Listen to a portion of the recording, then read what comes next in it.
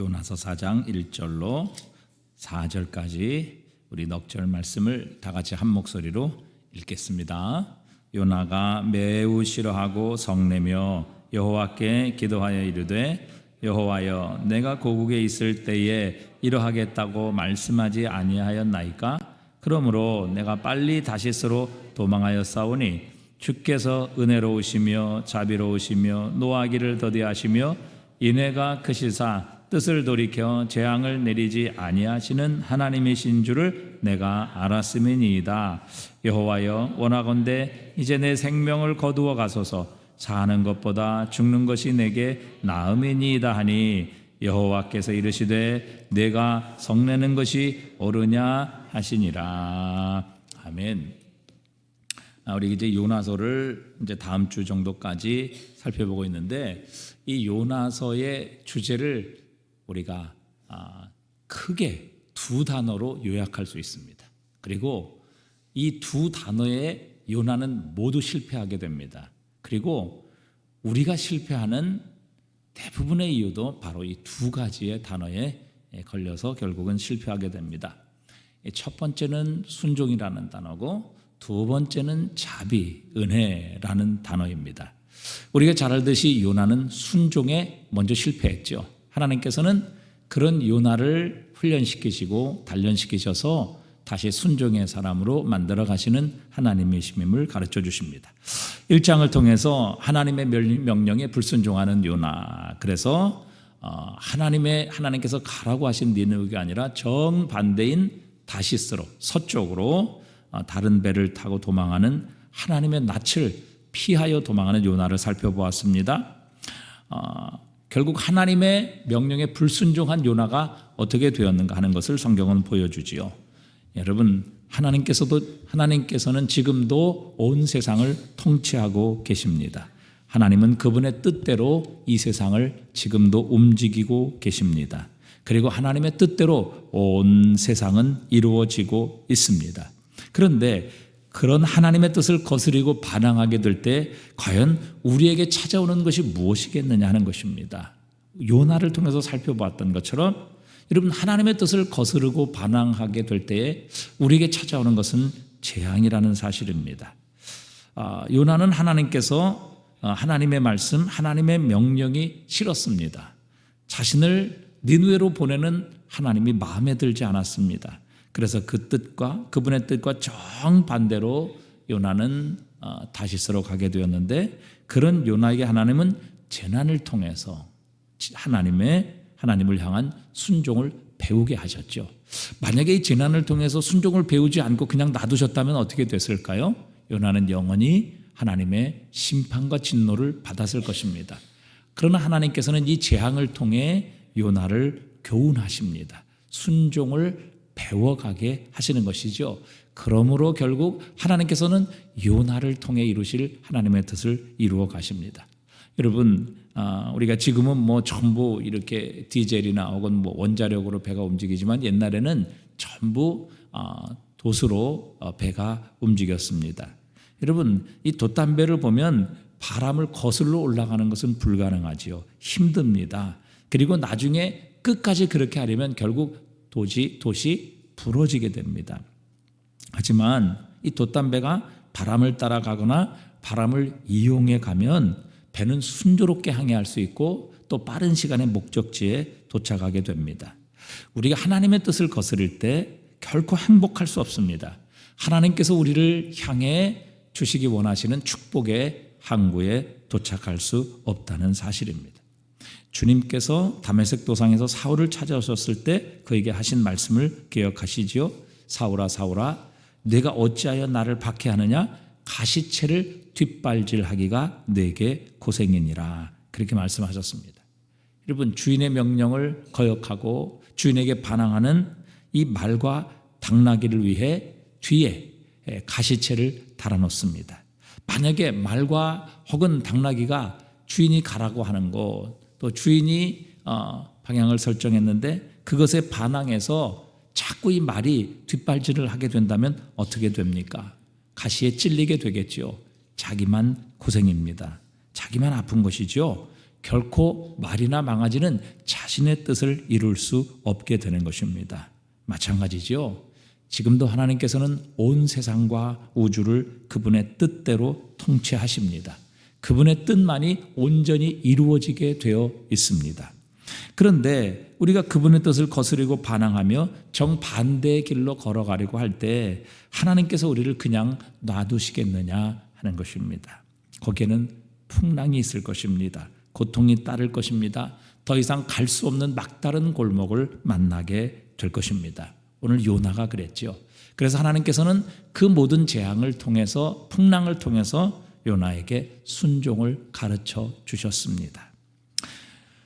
여러분, 우리의 삶에도 자꾸 고난이 있고 풍랑이 있고 자꾸 막다른 길에 우리가 막히게 된다면 과연 우리를 향하신 하나님의 뜻이 무엇인지 우리가 한번 돌아볼 필요가 있습니다.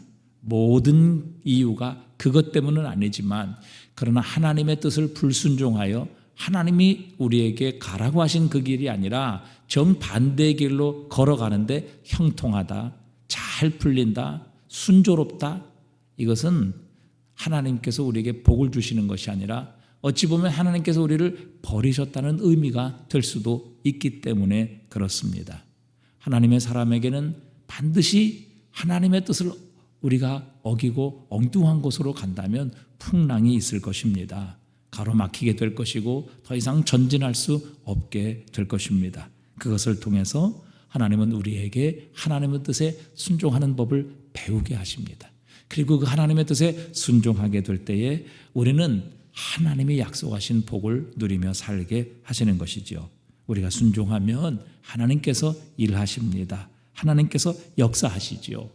고린도후서 4장 7절에도 보면 우리가 이 보배를 질그릇에 가졌으니 이는 심히 큰 능력은 하나님께 있고 우리에게 있지 아니함을 알게 하려 함이라 말씀하셨습니다. 우리가 해야 될 일은 무엇입니까? 맡은 자들에게 구할 것은 무엇이니라? 충성이니라. 우리는 충성하면, 순종하면 하나님께서 일하십니다. 하나님께서 역사하신다는 것이지요. 능력은 하나님께 있습니다. 자, 그래서 첫 번째, 하나님은 요나서를 통해 우리에게 순종을 배우게 하십니다. 요나는 순종에 실패했죠. 그래서 많은 재앙과 위기를 만나게 되었고 결국은 죽을 고비까지 떨어지게 되었습니다. 그것을 통해 다시 한번 요나는 회복되고 하나님을 향한 순종의 길을 걸어가죠.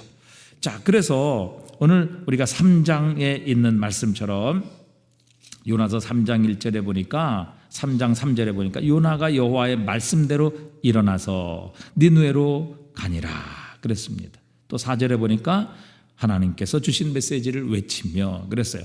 그러니까 이제는 이 재앙과 고난을 통해서 요나가 하나님을 향한 순종을 배운 것입니다.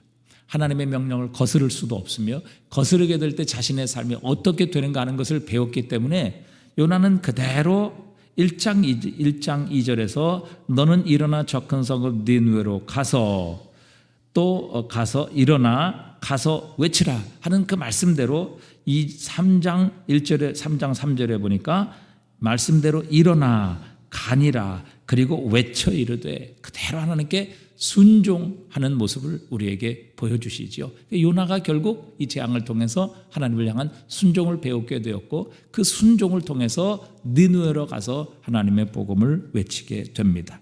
자, 두 번째 요나가 실패했던 것, 하나님께서 요나에게 교훈하고 가르쳐 주시고 훈련시키려 하셨던 것이 무엇이냐? 그것은 바로 자비입니다. 은혜를 베푸는 삶입니다. 자, 오늘 우리가 3장 1절에 보니까 이제 요나는 이 훈련을 통해서 하나님께 순종을 하게 되죠. 자, 그런데 요나가 전한 하나님의 말씀을 듣고 니느웨 백성들이 왕으로부터 짐승에 이르기까지 금식하며 굵은 배를 입고 회개합니다. 악한 행실들을 회개하고 강포와 죄악을 떠나게 되고 오직 하나님께 부르짖는 부흥의 역사가 이 니느웨 가운데 일어나게 하셨습니다. 자, 그런데 이런 회개의 역사 그리고 이 니느웨의 하나님의 부흥의 역사가 일어나는 것을 보았던 요나의 반응이 무엇이냐 하는 것입니다. 오늘 보면 4장 1절에 보니까 요나가 어떤 반응을 보였습니까? 요나가 어떤 반응을 보였어요? 매우 싫어하고 성내며 그랬습니다. 매우 싫어했다는 것이죠. 분노했다는 것입니다. 하나님께 화를 냈다는 것입니다. 그러니까 하나님께서 하시는 일이 마음에 들지 않았던 것이죠. 자, 하나님께서 가라고 그러셨을 때 자기가 사실 그 하나님의 생각과 뜻이 마음에 들지 않았어요. 하나님보다 자신이 좀 더 지혜롭다고 생각을 했던 것 같습니다.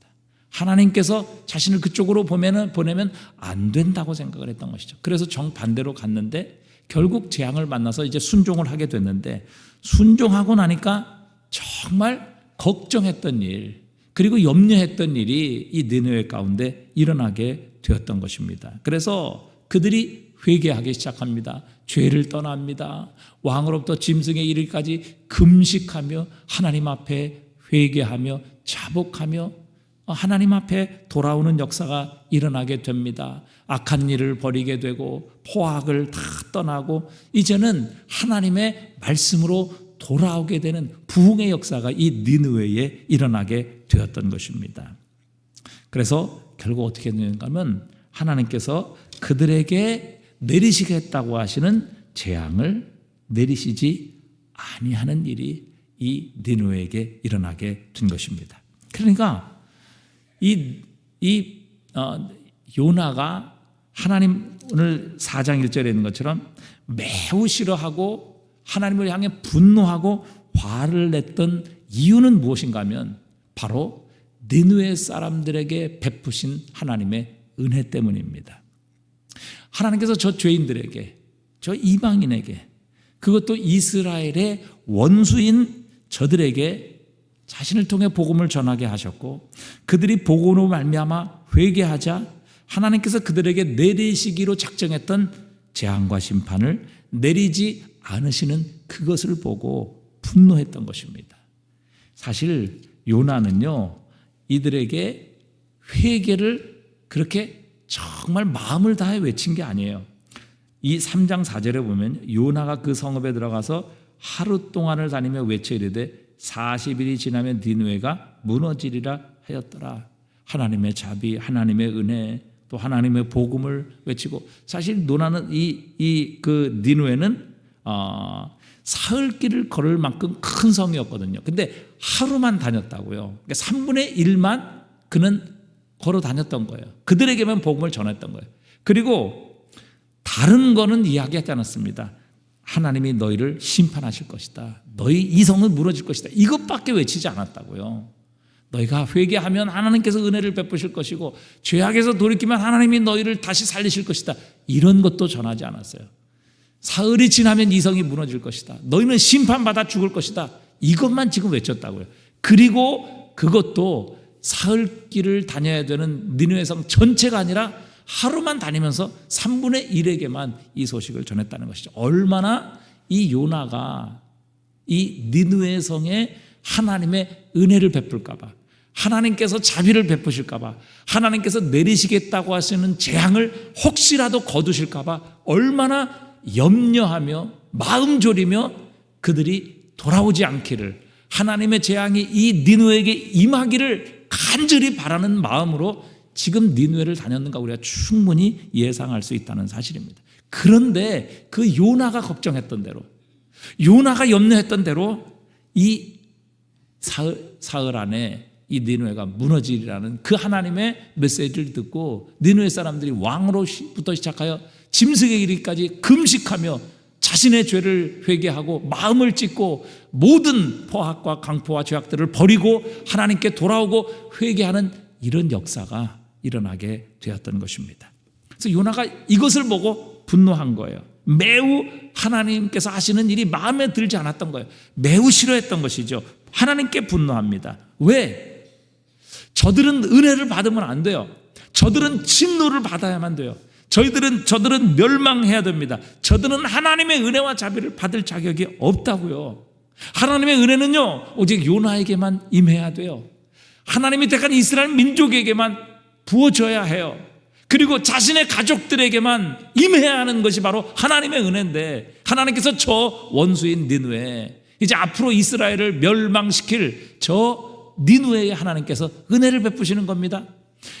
회개케 하셨고, 회개하니까 하나님이 심판과 재앙과 진노가 아니라 오히려 그들을 용서하시고 회복시키시는 이런 역사가 니느웨 가운데 일어나는 것을 보고 지금 요나는 분개하고 있는 것입니다. 분노하고 있는 것입니다. 하나님을 향해 지금 화를 내고 있는 것이죠. 그래서 하나님께 오늘 2절에 보니까 이렇게 따집니다. 4장 2절에 보니까 여호와께 기도하여 이르되 여호와여 내가 고국에 있을 때 이러하겠다고 말씀하지 아니하였나이까? 그러므로 내가 빨리 다시스로 도망하여 싸우니 주께서는 은혜로우시며 자비로우시며 노하기를 더디하시며 인애가 크시사 뜻을 돌이켜 재앙을 내리지 아니하시는 하나님이신 줄을 내가 알았음이니이다. 자기가 이것 걱정했다는 거죠. 이것 때문에 자기가 니느웨가 아니라 다시스로 갔다는 것이죠. 어찌 보면 하나님의 은혜와 자비로움을 지금 비웃는 것입니다. 빈정거리는 것이죠. 거 보세요. 하나님, 분명히 하나님 자비를 베풀 것 같다고 내가 얘기하지 않았습니까? 그래서 내가 다시스로 도망간 건데 하나님 거 보십시오. 내가 다시 니느웨 가서 그렇게 심판을 선언하니까 하나님 은혜 베푸시잖아요. 하나님 재앙 내리시지 않냐고 오히려 그들을 멸망시키지 않으시잖아요. 내가 그것 때문에 도망한 겁니다. 지금 하나님의 자비, 하나님의 이 놀라운 은혜를 비웃고 빈정거리는 말이 오늘 2절에 기록되어 있는 것입니다. 하나님께서 어찌 이러실 수 있습니까? 근데 여러분 자세히 한번 오늘 2절을 다시 살펴보시기 바랍니다. 우리 2절을 한번 보세요. 자, 이렇게 하나님이 어떤 분이신가를 요나가 표현하고 있죠. 하나님의 성품이 도대체 어떤 분이신가? 중반절에 보니까요, 주께서는 은혜로우시며 자비로우시며 노하기를 더디하시며 인애가 크시사 뜻을 돌이켜 재앙을 내리지 아니하시는 하나님이신 줄을 내가 알았음이니이다. 이게 출애굽기 34장 7절에 보면요, 이스라엘 백성들이 우상 숭배하고 이제 모세가 하나님과의 언약인 십계명 돌판을 깨뜨리잖아요. 왜? 하나님과 언약이 깨졌다는 것이죠. 그래서 이제 다시 한번 이제 그 모세가 하나님의 시내 산으로 올라가면서 이제 모세에게 돌판을 이제 네가 돌판을 가지고 올라오라 그렇게 말씀하시면서 시내 산으로 모세를 부르시면서 하나님께서 말씀하시는 게 이거예요.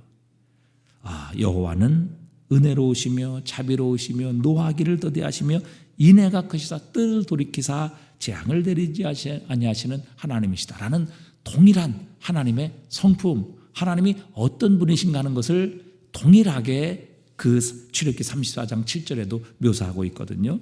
근데 오늘 바로 은혜를 베푸시는 하나님, 특별히 죄인에게 그런 받을 자격이 없는 저 니느웨 아수르 사람들에게 은혜를 베푸시고 자비를 베푸시고 재앙을 내리지 아니하시는 이 하나님을 오늘 요나는 빈정거리며 비웃고 있는 겁니다. 자, 여러분, 이 본문을 통해서 오늘 하나님께서 우리에게 주시는 교훈이 무엇이냐 하는 것이죠. 자, 요나가 그렇게 말합니다. 하나님을 은혜로우시며 자비로우시며 노하기를 더디하시며 인애가 크시사 뜻을 돌이켜 재앙을 내리지 아니하시는 하나님. 자, 뜻을 돌이켜 재앙을 내리지 아니하시는 하나님이라고 표현하고 있어요. 근데 지금 이 은혜를, 이 자비를 니느웨에게 베풀어 주셨다는 것이죠. 그래서 그게 지금 이 요나는 마음에 들지 않았던 거예요. 이런 은혜를 니느웨 사람들에게 베푼 것 때문에 요나는 지금 분노하고 있는 거예요. 그런데 여러분 자세히 한번 생각을 해보십시오. 이 은혜를 1차적으로 받은 사람이 누구냐 하는 것입니다. 뜻을 돌이키사 재앙을 내리지 아니하시는 하나님. 여러분 이 은혜를 1차적으로 누가 받았어요? 누가 받았어요? 요나가 받았잖아요. 요나는 불순종해서요, 하나님의 낯을 피하여 니느웨가 아니라 정반대 다시스로 갔단 말이죠. 여러분 하나님께서 만약에 뜻을 돌이키지 아니하시고 재앙을 그냥 내리셨다면 어떻게 됐어요? 요나는 죽었어요. 물속에 빠져 죽었다고요. 여러분 요나가 그렇게 하잖아요. 자기 이 큰 풍랑을 만나서 이제 배가 거의 뒤집힐 때쯤 됐을 때 요나가 정직하게 고백해요. 이 풍랑이 나 때문이다.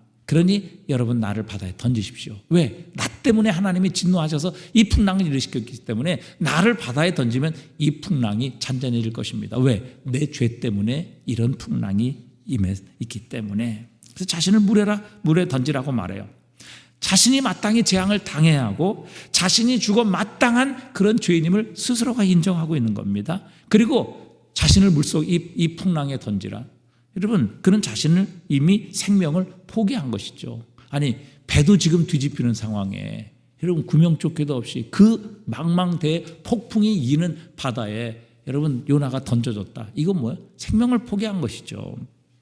그런데 하나님께서는 놀랍게도 이 요나를 위해 물고기를 준비하십니다. 그곳에서 3일 동안 그의 잘못이 무엇인지, 불순종의 결과가 어떤 것인지를 깨닫게 하시고 그 3일 동안 물고기 뱃속에서 다시 한번 하나님과의 관계를 회복시켜 주세요. 그래서 여러분 2장을 쭉 읽어보시면 하나님께서 이 재앙을 통해 이 요나의 불순종을 깨닫게 하시는 거예요. 회복시키시는 거예요. 그래서 요나가 뭐라고 그러냐면 이 고난에서 다시 한번 주님을 바라보겠나이다. 그리고 나의 기도를 응답하시는 하나님을 찬양합니다. 그 이야기가 2장에 쭉 기록되어 있어요. 그러니까 여러분, 요나는 사실 뭐예요? 은혜로우시며 자비로우시며 노하기를 더디하시며 인애가 크시사 뜻을 돌이켜 재앙을 내리지 아니하시는 하나님이심을 가장 먼저 만난 사람이 요나 자신이란 말이죠. 하나님이 뜻을 돌이키시사 재앙을 내리셨다면 요나는 이미 죽었죠. 이미 바닷속에 빠져서 끝장났죠. 더 이상 요나의 이야기는 끝입니다. 그런데 하나님께서는 그런 요나를 위해 물고기를 준비하시고 사흘 동안 그 물고기 뱃속에서 불순종한 요나를 회개시키시고 회복시키시고 다시 한번 하나님께 순종하는 선지자로 그렇게 고쳐주십니다. 훈련시켜주세요. 그리고 그것이 다 완성되었을 때 3일 만에 물고기를 다시 육지로 보내셔서 이 요나를 육지에 토해내게 하셨습니다. 여러분, 뜻을 돌이키사 재앙을 내리지 아니하시는 이 은혜를 가장 먼저 받은 사람이 요나 자신이라고요. 그러니까 요나는 하나님의 자비 때문에 산 사람입니다. 하나님의 은혜 때문에 죽지 않고 오늘 여기에 지금 존재하고 있는 그런 사람이에요. 하나님께서 그의 고난 가운데 그의 기도를 들어주셨고 그의 기도에 응답해 주셔서 구원해 주셨습니다. 그래서 다시 한번 사명의 자리에 설 수 있게 하셨고 여기 니느웨로 올 수 있도록 하나님께서 그를 회복시켜 주셨던 겁니다. 여러분, 얼마나 놀라운 은혜입니까? 그런데 오늘 요나는 이런 은혜를 니느웨에 베풀어 주시자 견디지 못하고 있는 겁니다. 아니, 자기가 지금 먼저 받았는데 하나님은 은혜로우셔서 인자하시고 자비로우셔서 재앙을 돌이키시고 뜻을 돌이키사 재앙을 내리지 아니하시는 하나님의 심임을 자기가 먼저 경험하고 자기가 그 은혜를 받았는데 지금 이 은혜를 니느웨에 베풀어 주시니까 요나는 견디지 못하고 있는 거예요. 하나님을 향해 분노하고 있는 겁니다. 하나님을 향해 매우 싫어하고 원망하고 있는 것이죠. 아니, 하나님 재앙을 내리시기로 이 니느웨 재앙을 내리기로 했다면 하나님 돌이키지 마시고 진노하시고 재앙을 내리시고 소돔과 고모라처럼 저 하늘에서 불과 유황이 내려 이 니느웨를 멸망시키셔야지. 하나님 어찌하여 인자와 인애와 자비를 베푸셔서 이 니느웨 사람들이 회개하게 하시고 회개하자 하나님 그들을 향해 내리기로 하신 그 재앙을 뜻을 돌이키사 재앙을 내리지 아니하십니까? 이것 때문에 지금 요나는 분노하고 하나님께 화를 내며 하나님께서 그런 행동을 하시는 것을 너무 못마땅해 했던 것이죠. 여러분, 하나님께서 이 요나에게 두 번째 훈련을 시키시는 겁니다. 하나님의 마음, 하나님의 자비를 베푸는 사람으로 이 요나를 다시 훈련시키시는 것이죠. 이제 그것이 다음에 이제 5절부터 보면 하나님께서 그 하나님의 자비가 어떤 것인가를 이 요나를 통해 또 훈련시키세요. 요나는 바로 이 하나님의 자비를 베푸는 일에 실패했거든요. 하나님의 은혜가 얼마나 놀라운지 마치 하나님의 은혜를 자기처럼 생각했던 이 요나를 하나님께서는 깨우치시고 훈련시키시는 거예요. 자, 여러분, 이게 사실 요나의 이야기가 아니라 저와 여러분의 이야기입니다. 우리가 실패하는 부분이 바로 여기에 있는 것이죠. 자, 누가복음 15장에 보면요, 탕자의 비유가 나옵니다. 아버지의 유산을 가지고 집을 나갔던 탕자, 허랑방탕하게 모든 아버지의 재산 다 허비하고 거지가 돼서 집으로 돌아옵니다. 그런데 아버지는 그를 반갑게 맞아주세요.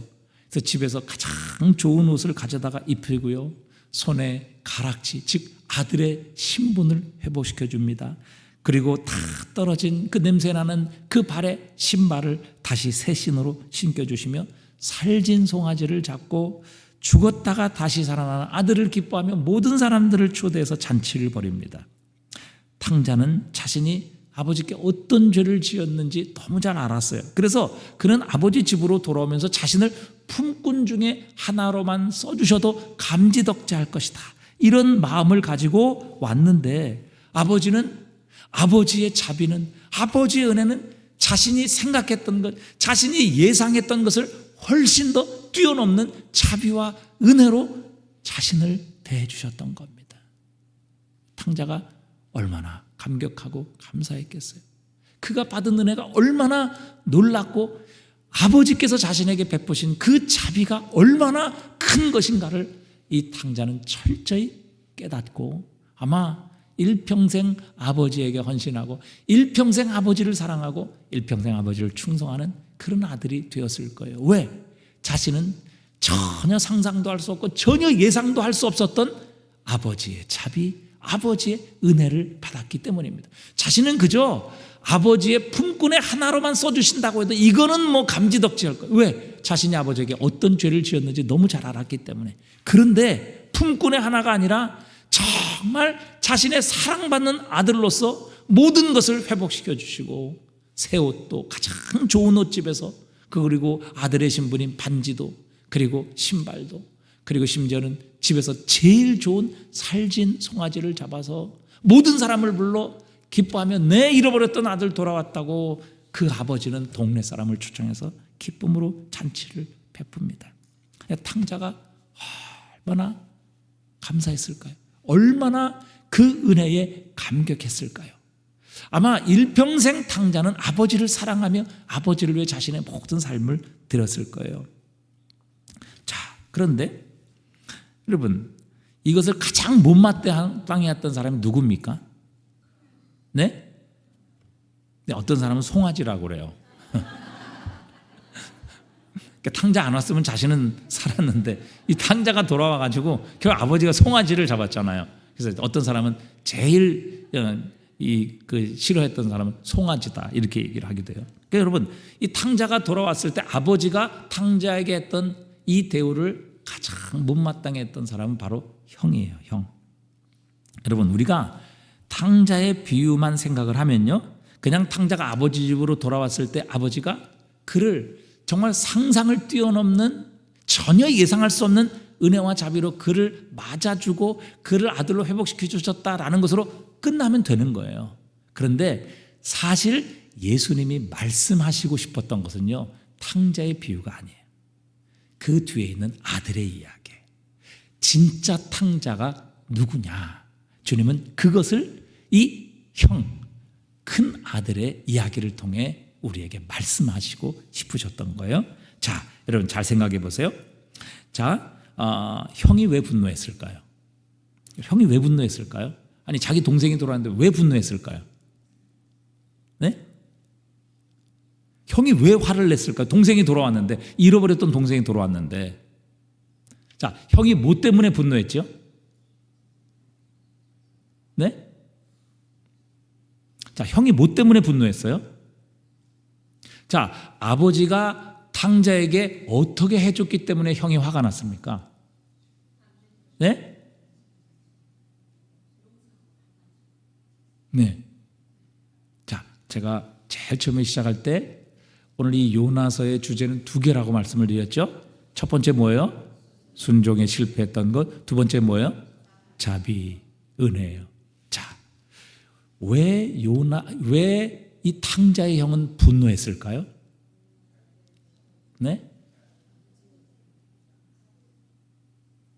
동생에게 아버지가 뭘 해줬기 때문에? 자비를 베풀었기 때문에. 그러니까 탕자의 형의 생각은 그거예요. 동생은 아버지의 자비를 받을 자격이 없는 사람이에요. 동생은 아버지에게 진노를 받아야 되고요. 동생은 자기가 지은 죄 때문에 쫓겨나야만 하는 대상이라고요. 동생은 아버지에게 혼나야 돼요. 그런데 아버지는 탕자를 어떻게 대우합니까? 자비를 베풀었다고요. 그런 아들에게요, 가장 집에서 좋은 옷을 가지고 와서 입혔고요. 그 다음에 아들의 신분인 가락지, 그거 허랑방탕하며 다 팔아먹었던 그 가락지를 다시 끼워주었고, 다 떨어져서 정말 인간 이하의 삶을 살아왔던 그 신발조차도 다 발을 씻기고 정말 좋은 신발로 신겨주었고, 무엇보다 살찐 송아를 잡아 이 아들이 돌아왔다는 것을 온 동네에 알리며 기뻐했다고요. 그러니까 이 형이 아버지를 향해 분노했던 이유는 다른 게 아니에요. 이 동생에게 아버지가 자비를 베풀었기 때문이에요. 아마 동생에게 혼냈으면, 쫓아냈으면, 분노하고 진노했으면 이 형은 어떻게 했어요? 기뻐했을 거예요. 좋아했을 거예요. 그런데 아버지는 전혀 자격이 되지 않는, 그 아버지의 말을 듣지 않고 아버지가 죽으라고 얘기하는 것과 똑같은 유산을, 살아있는 아버지에게 유산을 달라고 해서, 자, 그걸 가지고 또 잘 산 것도 아니에요. 가서 허랑방탕하며 죄 지으며 다 낭비하고 결국에는 돼지가 먹는 쥐염 열매도 먹지 못하게 되자 결국에는 아버지를 찾아온 이 아들. 근데 그 아들에게 아버지가 혼내고 야단치고 쫓아내고 징계하는 것이 아니라 자비를 베풀었단 말이죠. 그런데 형은 이 사실을 못마땅했던 거예요. 이 사실이 싫었던 거예요. 이런 은혜와 자비를 베푸는 아버지가 미웠던 거예요. 그래서 형은 동생을 그렇게 대해주는 아버지를 향해 분노하게 되었던 것입니다. 여러분, 왜 형은 이렇게 생각했을까요? 왜 형은 자신의 동생에게 이 자비를 베푸는 아버지를 향해 이렇게 싫어하고 그 아버지를 분노하고 미워했을까 하는 것입니다. 그 이유는요, 자신이 받은 은혜는 전혀 생각하지 않았던 겁니다. 오늘 이 요나의 이야기와 똑같아요. 요나가 왜 화를 냈냐면, 왜 하나님께 분노했냐면 바로 니느웨에 하나님이 자비를 베푸셨기 때문에 분노한 거예요. 저건 멸망해야 되는데, 저건 심판받아야 되는데, 저건 죄 때문에 분명히 하나님의 징계를 받아 마땅한데, 아니 하나님의 말씀을 듣고 회개했거든요. 그러니까 하나님께 내리시겠다고 하신 재앙을 돌이키신 거예요. 오늘 탕자의 형도 똑같거든요. 저건 은혜 받으면 안 되거든요. 저건 쫓겨나야 되거든요. 저거는 혼나야 되거든요. 저건 다시 아들로 받아들이면 안 되거든요. 근데 아버지는 그 탕자에게 자비를 베풀어 주셨어요. 화가 났죠. 화가 난 이유는요, 바로 자신이 아버지께로부터 받은 은혜가 무엇인지를 깨닫지 못했던 거예요. 뜻을 돌이키사 재앙을 내리지 아니하시는 은혜를 먼저 받은 사람이 요나인데, 그 은혜를 지금 니느웨에 베푸니까 요나는 참지 못했다고요. 여러분, 사실 형은요, 아버지가 나중에 얘기하잖아요. 야, 내 것이 모두 내 것인데 왜 그것을 가지고 왜 동생을 회복시켜줬다고 그것 때문에 화내느냐? 그렇게 형을 야단치시는 것을 보아요. 그러니까 형은 아버지의 모든 것을 가진 사람이에요. 그럼에도 불구하고 그것으로 인해 감사하거나 그것을 은혜로 생각한 적이 한 번도 없었어요. 또 그것을 가지고 자기가 받은 은혜와 자비를 가지고 다른 사람에게 은혜를 베풀어 본 적이 없었던 거예요. 그런데 여러분, 이 비유, 우리가 비유를 해석을 하려면요, 그 비유를 누구에게 했는지 여러분 그 배경을 살펴보는 것이 제일 해석에 있어서 정확성을 우리가 파악할 수 있는 거거든요. 그런데 이 비유를 누구에게 하신지 알아요? 마태복음 20장은 그 누가복음 15장의 이 탕자의 비유는요, 바로 바리새인과 서기관들 앞에서 하신 이야기예요. 그러니까 바리새인과 서기관들이 있는데 예수님께서 죄인들, 그 다음에 가난한 자들, 전혀 이 바리새인들이나 유대인 서기관들에게는 이건 하나님의 자녀가 돼서는 안 되는 사람들, 하나님의 진노와 심판을 받아 마땅한 자들을 예수님이 찾아가셔서 그들에게 복음을 전하거든요. 그들이 회개하고 주님께 돌아오거든요. 그리고 그들이 하나님의 자녀로 받아들여지는 이 하나님의 자비를 받는 죄인들을 향해 바리새인 서기관들은 분노하며 그것을 이해할 수 없었던 거예요. 용납할 수 없었던 거예요. 그것에 대한 비유가 바로 탕자의 비유거든요. 바리새인 서기관들이 누구예요? 큰아들이라 이 말이에요. 자기들이 받은 은혜가 어떤 거예요? 하나님께서 자기들에게 주신 은혜가 어떤 거예요? 여러분, 재앙의 뜻을 돌이키사 재앙을 내리지 아니하신 그 놀라운 은혜를 받은 사람들이 서기관과 바리새인들이거든요. 그런데 그들은 전혀 그것을 생각하지 않았어요.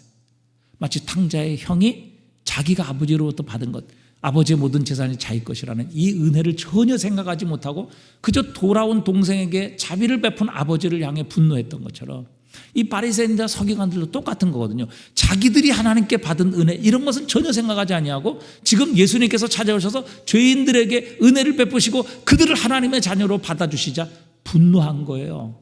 예수님을 향해. 그래서 예수님은 십자가에 못 박아 버린 거거든요.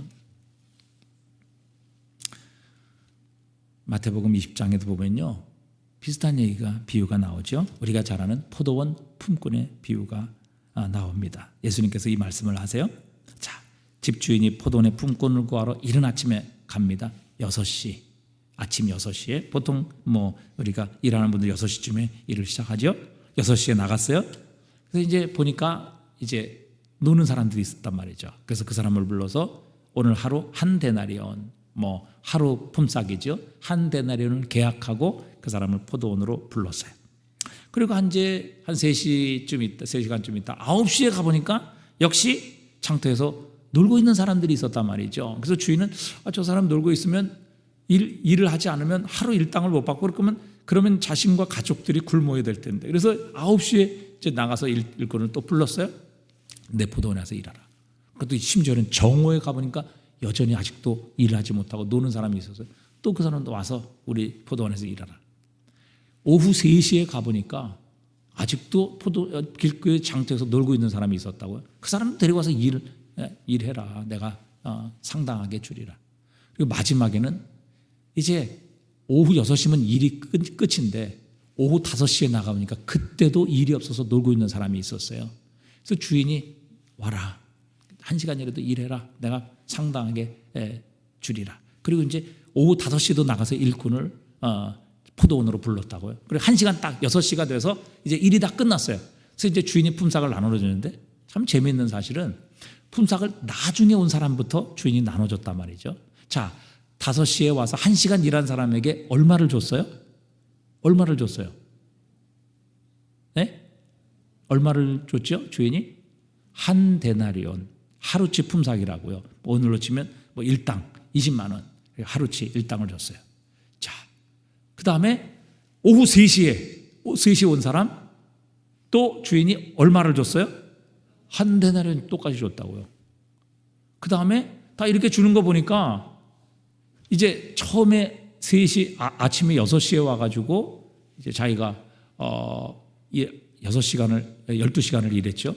12시간 일한 사람은 나는 12시간, 1시간 일하는 사람한테도 20만 원 주는데 난 12시간 일했잖아. 그럼 적어도 한 40만 원은 주겠지. 이렇게 기대를 하고 있었던 것 같아요. 그런데 그 아침 6시에 와서 일한 사람에게도 한 데나리온, 일당 20만 원을 줬다고요.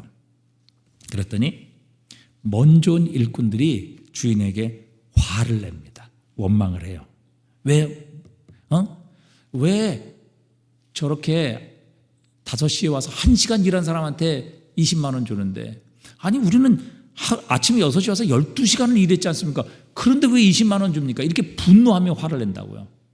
그러니까 주인이 뭐라고 그래요? 나 잘못한 거 없다. 내가 너 아침에 6시에 나가서 너 일을 할 곳이 없어서 내가 아침에 너랑 제일 처음에 계약하지 않았느냐? 너 하루 일하면 내가 한 데나리온 주겠다고 계약하지 않았느냐? 그래서 내가 너 한 데나리온 줬는데 내가 잘못했느냐? 내가 너에게 은혜 베풀었다고 너 나에게 화를 냈냐? 그렇게 얘기해요. 자, 그런데 여러분 생각해보세요.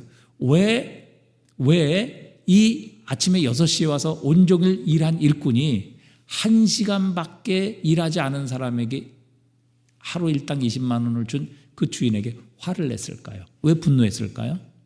자, 주인이 뭘 했기 때문에 분노했어요? 자비를 베풀었기 때문에. 자비를 베풀었기 때문에 지금 12시간 일한 그 일꾼이 주인에게 분노하고 있는 것입니다. 그러니까 마지막 5시에 와서 1시간 일한 사람은 주인으로부터 뭘 받은 거예요? 뭘 받은 거죠? 자비를 받은 거죠. 은혜를 받은 거죠. 왜? 12시간 일한 사람도 20만 원 받았는데 자기는 1시간 일하고 20만 원 받았잖아요. 근데 주인이 왜 20만 원 줬어요? 여러분 1시간 일했다고 여러분 10,000원 주면요, 그 가정은 그 다음날 하루 종일 굶는 거, 10,000원어치만 먹는 거예요. 20분의 1만 먹는 거예요. 그러니까 그 가족을 위해서, 그 사람을 위해서 이 주인이 은혜를 베푼 거죠. 그래서 그렇게 1시간 일했지만 그러나 하루 모든 가족들이 다 먹을 수 있도록 그렇게 일당을 준 거라고. 그러니까 주인이 자비를 베푼 거예요. 그런데 12시간 일한 사람은 주인이 1시간 일한 사람에게 자비를 베푼 것 때문에 지금 화를 내고 있는 거라고요. 주인이 지금 응당 그 대가를 지불한 것이 아니라 은혜를 베풀었기 때문에 화를 낸 거예요. 이 일꾼의 생각엔 그거예요. 저 사람은 은혜 받으면 안 되는데, 자비를 베푸면 안 되는데, 1시간 일했으면 1시간만큼 받아야 되는데 왜 주인이 저 1시간 일했는데 12시간 일한 사람의 삭스를 주느냐? 그것 때문에 분노한 거예요. 왜? 저 사람은 한 데나리온 받을 자격이 없다. 여러분, 주님께서는요, 오늘 우리의 모습을 적나라하게 드러내고 지적하고 계시는 겁니다. 여러분, 많은 사람들이 그렇게 생각해요. 오늘 탕자의 비유를 통해서도 형의 이야기, 오늘 이 포도원의 품꾼의 비유를 통해서 먼저 온 일꾼의 분노, 그리고 오늘 요나가 느느웨 사람들에게 하나님께서 재앙을 내리기로 하셨는데 그들이 회개함으로 재앙을 내리키신 하나님의 뜻을 돌이키는 이 이야기를 통해서요, 하나님께서는 오늘 저와 여러분에게 말씀하고 계시는 겁니다. 우리의 마음이 어떤가? 우리의 태도가 어떤가? 여러분, 우리는요, 우리가 은혜 받는 건 당연하다고 생각해요. 그런데 남이 은혜를 받으면 견디지 못하는 겁니다. 저 사람은 은혜 받으면 안 된다고 이렇게 생각을 하는 겁니다. 바로 탕자의 이야기죠. 탕자의 형의 이야기예요. 바리새인 서기관들 가장 하나님을 잘 섬긴다고 하는 사람들이에요. 그런데 그런 사람들의 생각이 무엇인가 하면 하나님은 죄인에게, 자격이 되지 않은 사람들에게는 자비를 베풀면 안 된다고 이렇게 생각하며 살아가는 거예요. 오늘 탕자의 형도 마찬가지죠. 저 동생은 아버지께 쫓겨나고 진노를 받아야 되는데 아버지가 진노하고 심판하고 쫓아낸 것이 아니라 은혜를 베풀고 있거든요. 그런 아버지가 마음에 들지 않았던 거예요. 오늘 이 포도원의 품꾼의 비유에서도 마찬가지잖아요. 여러분, 처음 6시에 왔던 이 일꾼이 왜 주인에게 화를 냅니까? 아니, 약속한 거 안 줬어요? 적게 줬습니까? 아니에요. 단지 나중에 온 사람에게 자비를 베풀었기 때문에 이 먼저 온 품꾼은 주인을 향해 분노하고 화를 내고 있는 겁니다. 여러분, 이게 바로 우리의 태도라는 겁니다. 우리의 마음이라는 것이죠. 여러분, 하나님의 마음이 어떤가? 하나님 우리에게 말씀하고 계세요. 하나님은요, 죄인에게도 그리고 악인에게도 은혜로우신 하나님이세요. 자비를 베푸시는 하나님이시라고요. 말씀드린 것처럼 하나님이 죄인에게, 죄졌다고, 예수 안 믿는다고 하나님이 거기에만 햇빛을 안 비치십니까? 거기에만 비를 내리지 않아서 거기에만 농사가 안 돼서 굶게 하시고 거기에만 햇빛을 비추지 않으셔서 곡식을 자라지 않게 하시는 분이냐 하는 것이에요. 그렇지 않아요. 하나님은 악인에게도 죄인에게도 동일하게 햇빛을 비추시고 또한 비를 내리셔서 그들로 하여금 먹게 하시고 살아가게 하시는 은혜와 자비의 하나님이시라는 것이죠. 여러분, 하나님께서 오늘 요나에게 그것을 훈련시키시는 거거든요. 네가 그런 인간의 마음, 교만한 마음이 아니라 아버지의 마음을 갖고 자비를 베풀기를 원한다, 그렇게 말씀하시는 거예요. 여러분, 우리도요, 여러분 요새 얼마나 정치나 또 이 사회에 보면 그런 얘기 있잖아요. 내노남불이에요. 내노남불. 그게 뭐예요? 나는 뭐예요? 내가 하면 로맨스, 남이 하면 뭐예요? 불륜이란 말이죠. 똑같은 거거든요. 여러분, 나는 은혜 받는 게 당연해요. 마땅하다고요. 그런데 다른 사람이 은혜 받으면 이건 안 되는 거예요. 다른 사람이 하면 불륜이란 말이죠. 이게 뭐예요? 예수를 믿는 우리의 마음과 태도라는 것을 주님은 우리에게 가르쳐 주세요. 여러분, 목사님들 중에도요, 다른 교회가 부흥하면 좋을 것 같지요. 되게 싫어하는 분 많습니다. 질투하는 분 많아요. 절대 좋아하지 않습니다. 그런데 그 교회가 망했다. 그 교회 교인들이 다 흩어졌다. 그 교회 싸움이 났다.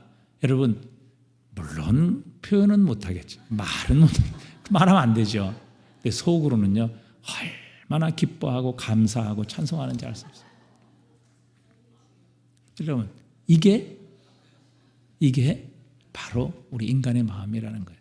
예수를 믿으면서도 가지고 있는 우리의 마음이라는 거예요. 여러분, 요나가 하나님 안 믿었어요? 하나님의 선지자잖아요. 그런데 하나님께서 죄인에게 은혜 베푸시는 것을 요나는 참을 수 없었어요. 그래서 하나님을 향해 분노하잖아요. 하나님을 원망하잖아요. 하나님 비웃잖아요. 하나님 이렇게 하실 거라고 내가 말해서 내가 다시스로 갔잖아요. 근데 결국 끌고 와서 하나님 하신 일이 뭐예요? 저 죄인들 회개시켜서 자비를 베푸시고 내리시기 뜻을 돌이키사 내리겠다온 재앙 베풀지 않은 거 지금 하나님 하신 일 아니에요? 하나님께서 이제 다음 주에 자그만 박넝쿨 하나를 통해서 요나에게 하나님의 자비를 훈련시키시고 하나님의 마음이 어떤 것인가를 알게 하셔서 요나로 하여금 이 자비를 훈련시키는 거예요.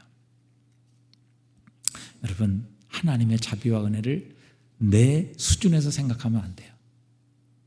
내 생각으로 축소해서는 안 된단 말이죠. 여러분, 오늘 2절에 나오는 것처럼 이내가 그치사 뜻을 돌이켜 재앙을 내리지 아니하시는 하나님, 이것은요 예수를 믿는 저와 여러분 모두가 받은 하나님의 은혜입니다. 여러분, 예수님께서 이 은혜 베풀어 주지 않았다면 우리가 어찌 이 재앙을 피할 수 있어요? 내가 범한 이 죄를 여러분 어떻게 우리가 면할 수 있느냐 하는 거예요. 여러분, 출애굽 때 6월절 어린 양의 피를 통해서 이스라엘 백성들은 하나님께서 내리시는 모든 재앙, 모든 진노가 넘어가게 됩니다. 이스라엘이 의로웠어요? 그들이 애굽과 구별된 삶을 살아서입니까? 그들이 애굽보다 더 높은 지위 또 특별한 신분을 가졌기 때문입니까? 그렇지 않아요. 하나님의 말씀을 믿고 어린 양의 피를 발랐기 때문에 하나님의 진노가 그 피를 볼 때 넘어갔던 거예요. 그런 의미, 그렇게 따진다면 저와 여러분 예수 그리스도의 피로 말미암아 하나님의 재앙이 넘어간 사람들이라고요. 내가 의롭고 내가 잘나고 내가 다른 사람보다 더 깨끗하고 더 다른 세상 사람보다 의롭기 때문에 나에게 재앙, 하나님의 뜻을 돌이키사 재앙을 내리지 아니하신 것이 아니라 그리스도 예수의 피 때문에 하나님께서 재앙을 내리지 아니하시고 그 재앙이 우리를 넘어가게 하신 것입니다. 여러분, 오늘 교훈은 분명해요. 우리가 여러분 미워하는 사람 있죠? 정말 저 사람은 자비를, 하나님의 은혜를 받을 대상이 아니다. 저 사람은 정말 하나님의 심판을 받아 마땅하다. 저 사람은 정말 하나님의 진노를 받아 마땅하다. 저 사람은 좀 하는데 혼 좀 나야 돼. 저건 정말 쫓겨나야 돼. 저건 하나님 좀 맞아야 돼. 여러분, 이렇게 생각하는 사람이 있습니까? 오늘 그것에 대해 하나님이 우리에게 말씀하시고 교훈하시는 거예요. 하나님의 마음, 하나님의 자비가 우리의 심령 속에 있기를, 회복되기를 하나님께서 오늘 우리에게 훈련시키시고 가르치시는 거예요. 우리가 이 마음을 가질 때까지 하나님께서는 우리를 훈련시키실 거예요. 우리를 깨닫게 하실 거예요. 정말 중요한 것은 요나가 니느웨에게 베푼 은혜를 참지 못하고 분노했던 이유, 그것은 바로 하나님께서 뜻을 돌이키사 재앙을 내리지 아니하신 자비와 은혜를 먼저 받은 사람이 자신이라는 사실을 잊었기 때문에 그래요. 그것을 깨달았다면 니느웨에 베푸신 은혜를 이렇게 분노하며 하나님께 따지지 않았을 거예요. 여러분, 오늘 우리가 한번 생각해 보십시다. 내가 예수를 믿고 또 형제 자매라고 하는 사람들 가운데 여전히 사랑하지 못하고 미워하고 진노받아야 되고 저 사람은 은혜 받으면 안 되고 저 사람은 좀 안 되면 좋겠다라고 생각하는 이런 사람들이 있다면 여러분, 그건 결코 하나님의 마음은 아닙니다. 우리가 그리스도 예수의 은혜로 하나님이 내리시겠다고 하신 그 뜻을 돌이켜서 재앙을 내리지 않고 하나님의 자비를 받은 사람이라는 것을 분명히 깨닫는다면 여러분, 내가 미워하는 그 사람, 내가 싫어하는 그 사람, 정말 그 사람은 하나님의 자비를 받으면 안 되겠다고 하는 바로 그 사람에게 내가 받은 은혜와 자비를 베풀어주는 이것이야말로 아버지께서 오늘 저와 여러분에게 원하시고 요구하시는 마음이라는 것을 오늘 이 저녁에 기억하시고 여러분 하나님께 기도하십시다. 하나님 아버지의 마음을 담게 해주십시오. 아버지 하나님이 자비로우셔서 뜻을 돌이키사 내리겠다고 하는 재앙을 내리지 않은 그 은혜를 받은 첫 번째 대상이 바로 내 자신임을 깨닫게 해 주십시오. 그래서 하나님 오늘 내가 아버지의 마음으로 다시 한번 회복되기를 원합니다. 탕자의 형과 같이 또 포도원에 먼저 들어온 품꾼과 같이 오늘 요나와 같이 하나님 이런 인간의 마음 또 이 교만한 마음을 가지고 나 외에는 다른 사람이 하나님의 은혜와 자비를 받는 것을 견디지 못하는 하나님 이런 마음 오늘 우리에게서 다 제거해 주시고 오직 내가 받은 은혜 모든 사람들에게 하나님 심지어는 악한 자와 원수에게까지도 흘려보낼 수 있는 우리 주님을 닮은 하나님의 사람 되게 하여 주시옵소서. 이렇게 오늘 기도하셔서 정말 이 은혜가 우리의 삶에 다시 한번 풍성하게 회복되고 넘치는 시간이 되실 수 있기를 바랍니다.